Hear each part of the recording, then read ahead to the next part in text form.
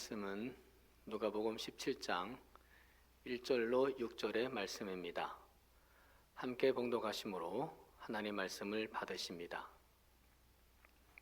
예수께서 제자들에게 이르시되 실족하게 하는 것이 없을 수는 없으나 그렇게 하게 하는 자에게는 화로다. 그가 이 작은 자 중에 하나를 실족하게 할진대 차라리 연자맷돌이 그 목에 매여 바다에 던져지는 것이 나으리라. 너희는 스스로 조심하라.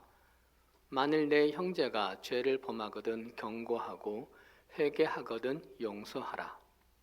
만일 하루에 7번이라도 내게 죄를 짓고 7번 내게 돌아와 내가 회개하노라 하거든 너는 용서하라 하시더라. 사도들이 주께 여짜오되 우리에게 믿음을 더하소서 하니 주께서 이르시되 너희에게 겨자씨 하나일 만한 믿음이 있었더라면 이 뽕나무더러 뿌리가 뽑혀 바다에 심기어라 하였을 것이요 그것이 너희에게 순종하였으리라. 아멘.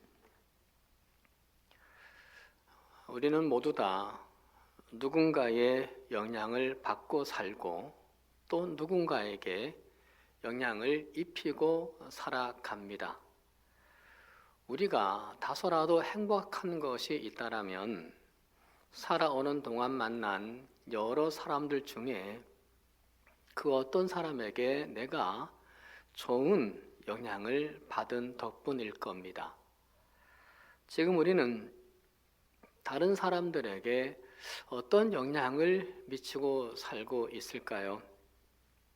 잡기를 찍는 도끼에 향을 나누어 주는 향나무가 있고 또 자기를 감싸주는 종이에 비린내만 남게 하는 생선도 있습니다.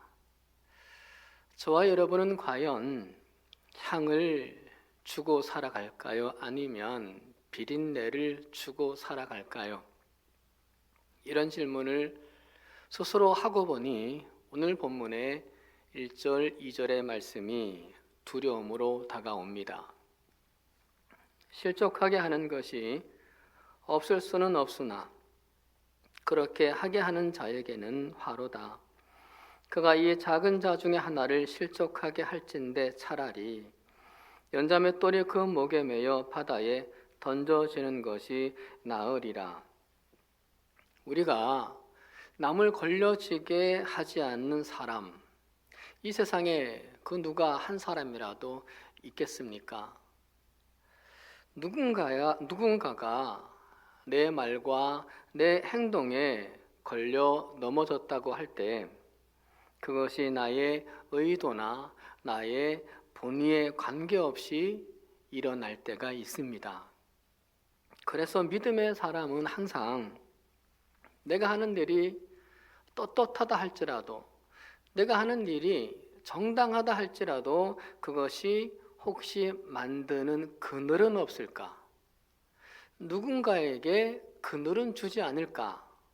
이런 것들을 살피는 사람입니다. 그래도 쉽지 않습니다. 대개 걸려 넘어지는 그 사람들은 내적으로 든든하지 못한 경우가 많기 때문입니다. 삶이 너무 각박하고 또 살아온 그동안 상처가 많고 또 늘 피해를 입으며 살아온 사람들이 잘 넘어집니다. 그래서 주님은 2절에서 걸려 넘어지는 그 사람들을 작은 자라고 지칭을 했습니다. 약한 자고 상처받는 자라는 거죠. 하지만 쉽지 않아도 부단히 애쓰는 것이 믿음의 사람입니다. 로마서 14장 13절에서 바울의 권면이 새삼 크게 다가옵니다. 그런즉 우리가 다시는 서로 비판하지 말고 도리어 부딪힐 것이나 거칠 것을 형제 앞에 두지 아니하도록 주의하라.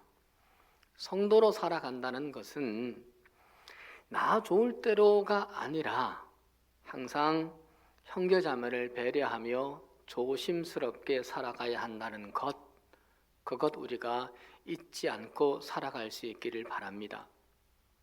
하지만 그렇게 우리가 노력을 해도 그 어떤 공동체에도 갈등은 있게 마련입니다. 가정에도 갈등이 있고요. 교회에도 갈등은 있습니다. 종교개혁자 마틴 루터는 성도를 일컬어서 거룩한 창녀라고 얘기했습니다.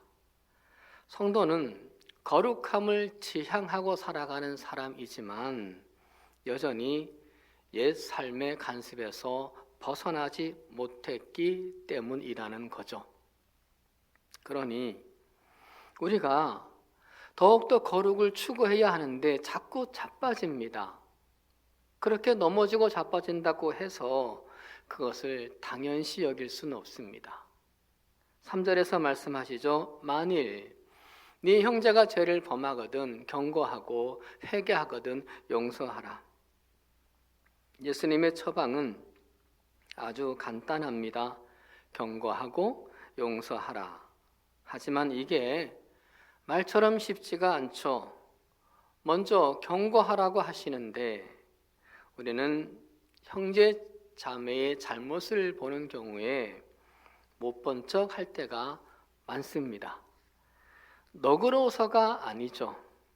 그 사람과 감정적으로 불편해지는 것, 그것이 두려워서입니다.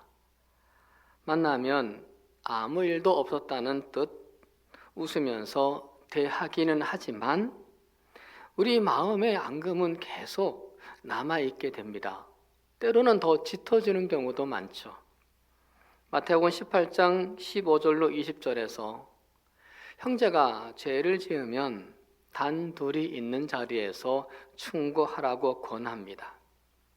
만약에 듣지 않으면 한두 사람을 더 데리고 가서 경고하라고 말합니다. 그래도 듣지 않으면 교회에 말하고 교회의 권고도 듣지 않으면 그를 외인처럼 대하라고 말합니다. 이때 무엇보다 중요한 것은 꾸짖는 사람의 태도입니다. 꾸짖음이 구구절절 오라도 은근히 도덕적인 우월감을 드러내 보인다거나 혹은 그 사람을 정죄하는 태도일 경우에 사람은 누구나 방어적이기 마련입니다. 그런 경우에는 그들 사이에 남는 것은 불쾌감뿐이죠. 그러면 어떻게 꾸짖어야 하나요? 바울이 갈라디아서 6장 1절에서 온유한 심령으로 그러한 자를 바로잡고 너 자신을 살펴보아 너도 시험을 받을까 두려워하라 말씀합니다. 온유한 심령, 두려운 마음으로 하라고 합니다. 그리할 때 감동이 되고 그리할 때 회개도 나옵니다. 그렇게 해서 회개할 땐 용서하라고 하죠. 3절 하반절과 4절을 보시면 내 형제가 죄를 범하거든 경고하고 회개하거든 용서하라. 만일 하루에 7번이라도 내게 죄를 짓고 7번 내게 돌아와 내가 회개하노라 하거든 너는 용서하라. 용서의 문제는 복잡합니다. 그런데 주님의 결론은 7번 죄를 짓고 7번 용서를 구할 정도로 회개의 진정성이 없는 사람이어도 용서하라고 하십니다. 마치 용서가 우리의 사명인 것처럼 주님은 말씀을 하십니다. 힘들겠지만 용서하고 살아갑시다. 그래야 내 안에 지옥이 사라지고 우리 안에 천국이 옵니다. 그 용서가 우리 모두에게 있으므로 가정과 교회에 또 이 나라에 천국이 오는 그런 은혜가 있기를 소망합니다. 용서하라는 예수님의 말씀, 그 말씀을 가만히 듣고 있던 사도들이 5절에서 예수님께 한 가지 요청을 합니다. 그게 뭡니까? 우리에게 믿음을 더하소서.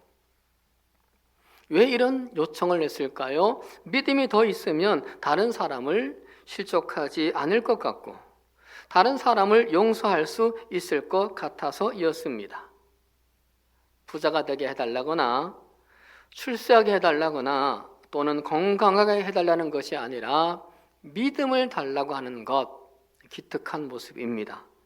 그러자 주님이 6절에서 이렇게 대답을 하셨습니다. 너희에게 겨자씨 하나일 만한 믿음이 있었더라면 이 뽕나무더러 뿌리가 뽑혀 바다에 심기어라 하였을 것이요. 주님이 그래 믿음을 더해주마 하시지 않습니다. 동문서답 같죠? 겨자씨 얘기를 합니다. 겨자씨는 씨 중에서도 아주 작은 씨이죠. 그런데 그 겨자씨만한 믿음만 있어도 산에 있는 뽕나무를 바다에 옮길 수 있다고 합니다. 불가능한 일이 가능하다고 말씀을 하시는 것 같습니다. 여러분, 주님께서 이 말씀을 하시는 이유가 뭘까요? 이 말씀을 하시는 참 본의가 뭘까요? 겨자씨처럼 작은 믿음만 있어도 불가능한 일이 없다는 것을 가르쳐 주기 위한 것일까요? 그것은 아닙니다. 전체적으로 본문의 상황과 연결시켜서 이 말씀을 볼 때 믿음을 더 달라고 하지 말고 작은 믿음이라도 사용해 보라는 겁니다. 믿음이 더 있어야 하겠다고 하지 말고, 믿음이 더 있으면 용서할 수 있다고 하지 말고, 믿음이 더 있으면 다른 사람 실족치 않게 할 수 있다고 하지 말고, 지금 있는 믿음으로도 가능할 것이니 내 말에 순종하고자 하는 마음을 가지면 된다는 겁니다. 믿음의 크기가 중요한 게 아니라 주님의 말씀에 순종하고자 하는 그 마음이 중요하다는 거죠. 믿음이 더 있어야 하겠다고 하지 말고, 그러니까 지금 있는 믿음으로 가능할 것이니 한번 해보라는 겁니다. 누구든 예수를 구주로 믿는 사람은 겨자씨만한 믿음은 다 있기 마련입니다. 믿음이 없어서, 믿음이 모자라서 믿음 타령하지 않고 있는 믿음으로 순종하는 우리의 삶이 되길 바랍니다. 능력은 우리의 믿음에 있는 것이 아니고 능력은 하나님께 있는 거니까. 오병이와 같은 그런 작은 믿음, 겨자씨 같은 작은 믿음이라도 그 믿음을 말씀에 따라 순종하는 일에 쓸 때 기적이 일어납니다. 주님은 우리에게 그 기적을 주길 원하십니다. 아무쪼록 그 기적이 우리 모두에게 일어날 수 있기를 주님의 이름으로 축원합니다. 기도드리겠습니다. 우리를 지키시고 이끄시는 아버지 하나님, 오늘도 당신과 함께 하루를 열게 하시니 감사드립니다. 오늘도 주신 말씀에 따라 그리스도의 향기를 나타내길 소망합니다.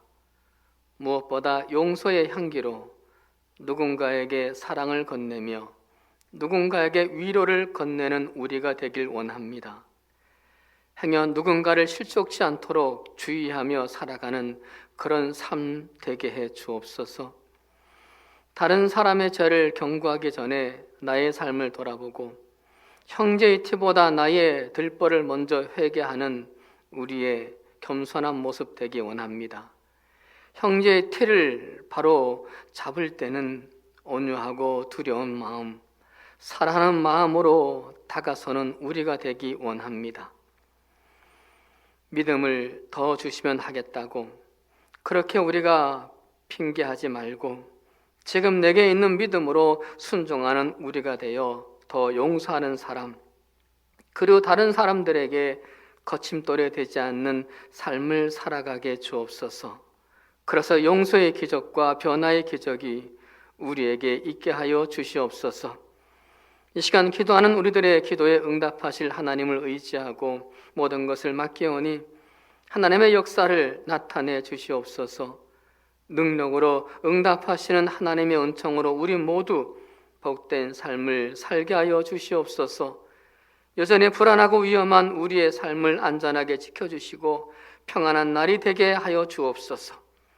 흩어진 가족들의 처소를 울타리 쳐주시고 하는 일들도 하나님께 영광 되게 하여 주시옵소서.